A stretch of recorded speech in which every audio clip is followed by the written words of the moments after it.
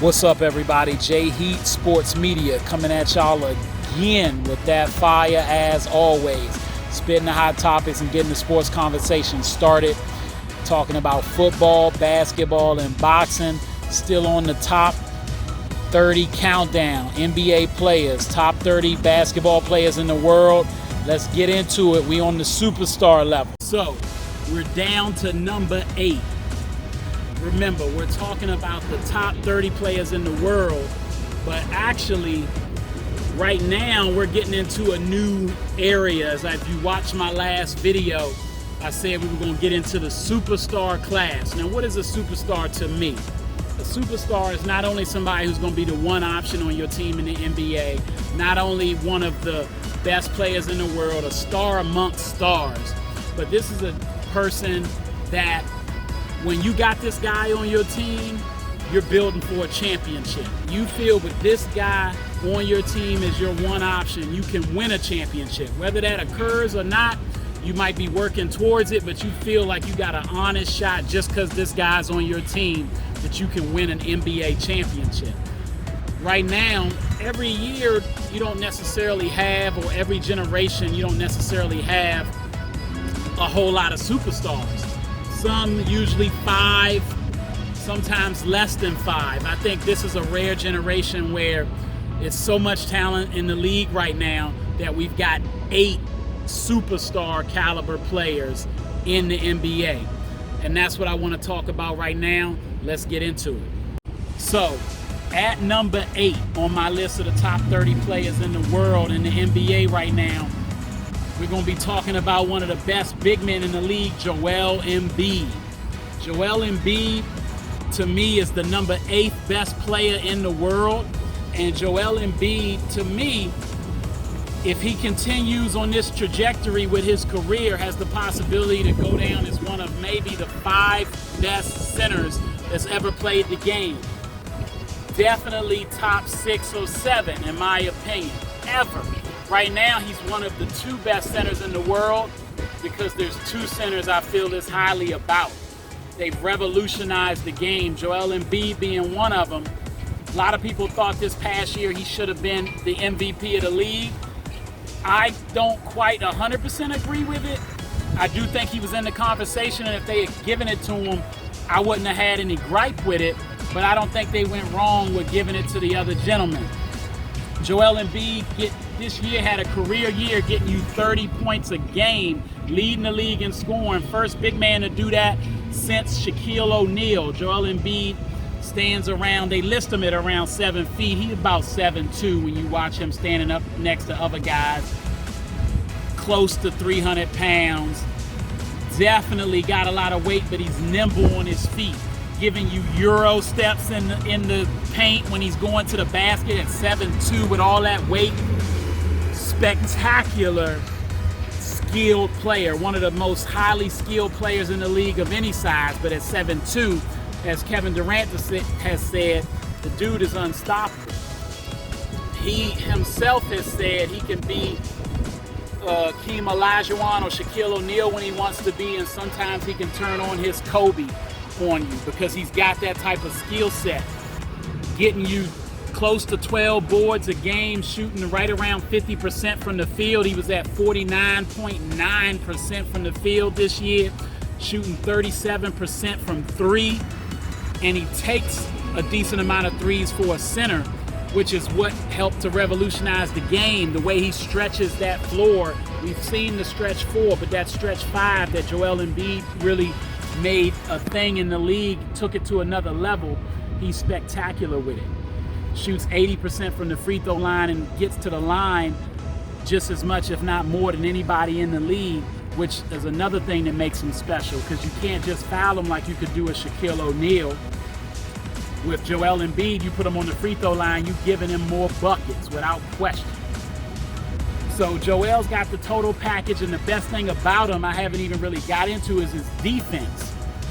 And the fact that he's able to get other guys involved, getting you around 4 assists a game this past year, and I expect that to continue. But his defense, he can guard 5s and 4s. He can switch off on the three. Seen him play great D on Giannis before when he got switched on him and just calling out his number to go get him. He can get switched on your point guard and give him a rough time for a second. So he can guard in a pinch the 1, the 2, and the 3, and easily the 4 and the 5. One of the best defenders in the league. Probably will get a Defensive Player of the Year award before it's all said and done. First team all defense type of guy. And he's unstoppable on offense and versatile on offense from all three levels. 3-point, mid-range, in the paint. The only reason he's number 8 on my list is because that's how spectacular this league is. At number 7, Nikola Jokic, the other big man who has a chance to go down as a top 5 all-time at his position, maybe 6 or 7, also revolutionizing the game. To me, the first true point center. Wilt Chamberlain, Bill Russell back in the day, definitely was some of the best passing big men. Wes Unseld starting the fast break. Nikola Jokic bringing that ball up the way he does, getting you 8 assists a game. His defense isn't as good as, say, a Joel Embiid, and that's where people sometimes want to put Joel over him, I feel. But the way he hits the boards on both ends of the floor is an effort to help with D as well. He's just not the best at moving his feet on the defensive end, and Joel Embiid has him beat there. But he's a better rebounder than Joel Embiid. He is a much better passer. I mean, he's one of the best passers in basketball at the center position, getting you around 8 assists now a game for more than one season. He's making this a habit, y'all. 27 a night, 14 boards a game, even more efficient than Joel from the field. He's shooting close to 60%, still gets you in the mid-30s from 3, does it all on the offensive end, and he's a great leader. He's a guy that can affect the game with minimal amount of shots. Jokic can have 15, 16 shots in a game and end up with 35 and 20 and 10 dimes on it. When a guy can affect the game with barely taking shots, that shows you the high level they are. And Jokic deserved, to me, with what he did, to be MVP for the second time in a row. He's my number 7 player in the world, because at number 6, I got none other than Luka Doncic. Luka Doncic, don't really got to talk much about him. We know about the 6'7" point guard who gets where he wants on the floor, even though he's not one of the fastest people out there. Immense strength that he shows, ball control. His vision is one of the best in the league, if not the best. He sees passes in the back of his head, hits guys in their sweet spot, ready to shoot it, in places on the floor where you didn't even know he realized people were. Walking bucket, getting you anywhere from 27 to 30 a night. Gonna get you 8 to 9 boards, 8 to 9 assists. He's a pretty much triple-double waiting to happen. Defense is where he's got to work on his game. He don't move his feet the best, and he got to get his shooting a little bit better. He got his three-point percentage up to 35%, which is an increase for him. He shoots decent from the field for a guy that shoots as much as him, but his free throw in the mid-70s is terrible for a point guard. Need to elevate that, but the leader that he is, what he did this past season with the Dallas Mavericks, what they did to Phoenix, he is wrecking the Western Conference without another major even star with him right now. And to me, shows a lot of what he is as a leader and just the overall juggernaut on the floor, and why I got him above the 2 bigs as my number 6 player in the NBA. And then at number 5 is none other than a guy that ain't played yet, but we'll have him back pretty soon, Kawhi Leonard. Kawhi Leonard is ready to go. He's looking like he put on a little bit of weight, which is crazy because he already was a strong dude. Both ends of the floor, we know what Kawhi does on both sides of the floor. At times, he's been in the conversation for best player in the league.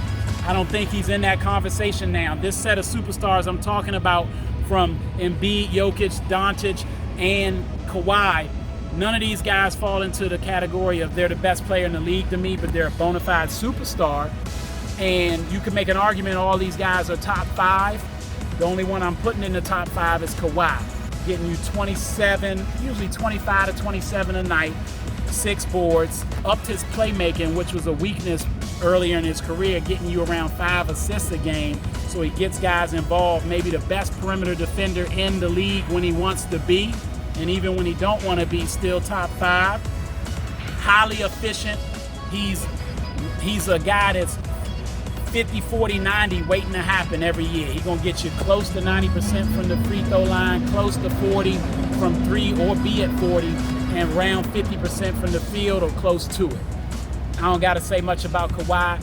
He's the reason the Clippers are favored to be the Warriors' best competition in the West, and why people think they can win a title this year. We'll get into the rest next time. All right, that's all the time I got. Y'all know what it is. J Heat Sports Media. That's what you're looking for. Remember to like, subscribe, or hit the bell.